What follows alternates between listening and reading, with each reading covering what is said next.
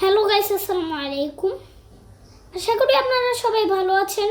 তো আজকে আপনাদের সামনে একটি ব্লগ নিয়ে এসেছি, যেটা হলো আমি মাদ্রাসায় পড়ি, কিন্তু কিন্তু আমি অনেক অনেক কষ্টের পর আমি কোরআন শরীফ নিতে সফল হয়েছি।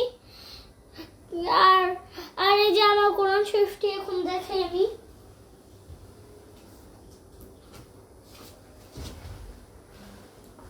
এই যে আমার কোরআন শরীফটি, এই যে আপনাদের সামনে এই জন্যই ব্লগটা নিয়ে এসেছি। আমার কোরআন শরীফ নেওয়ার এই খুশির কথার জন্য।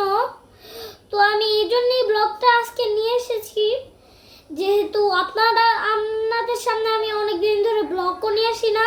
শুনে আমার কোরআন শরীফের একটা খবরই দিয়ে দিই। আর আপনারা তো জানেন না, আমি মাত্র 3 দিনের এই যে 8 পৃষ্ঠায় চলে গিয়েছি। তো আপনারা সবাই দোয়া করবেন যাতে আমি ভালোভাবে এই যে কোরআন শরীফটা খতম দিতে পারি। আর আর আর আমরা সুন্দর করে আমি তেলাওয়াত সুন্দর করে করতে পারি।